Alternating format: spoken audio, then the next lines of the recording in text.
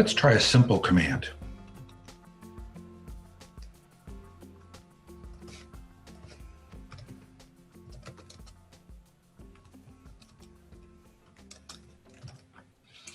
This command will run on all the hosts in the infrastructure and returns if they're pingable or not. But as you can see, I got a mess of warnings, so let's back up and look at the command. The command line's syntax at its simplest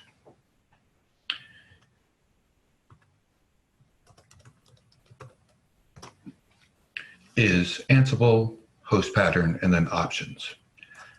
Ad hoc commands like ping will start with -m for the module. The host pattern is critical here. It must match a structure that Ansible is aware of. In this case, a default group named all puts every known host in the infrastructure in scope for the command. Ansible uses a simple host file located at etc Ansible host to identify which servers are in scope. This file exists out of the box, but needs to be populated with specific data.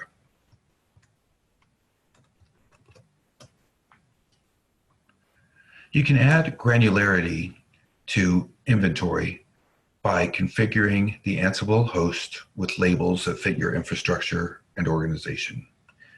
The host file can be a flat text file of host names, or you can add depth by structuring your inventory in a YAML format. For example, hosts could be categorized by location, function, criticality, or anything that makes sense for your infrastructure. Hosts can inherit labels and tags and can be targeted in multiple ways. But for now, let's keep it simple.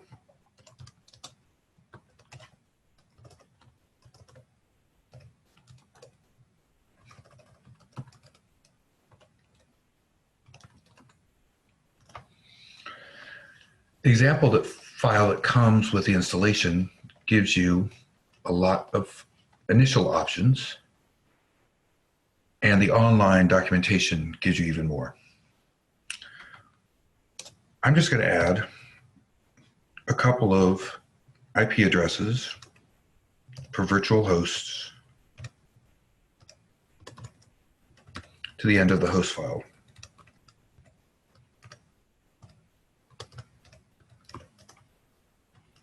Save it.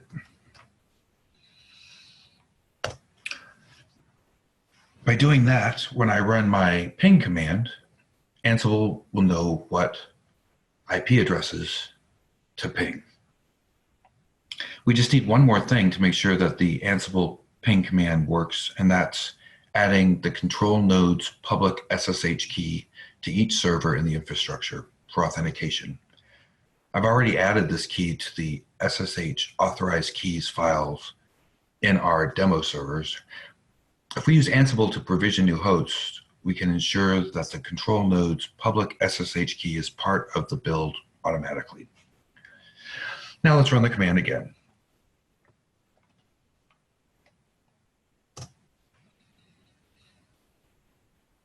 Sweet, that looks great.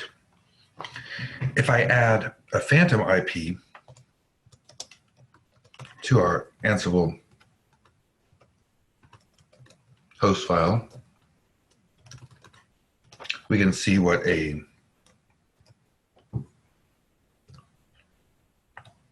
not pingable device looks like.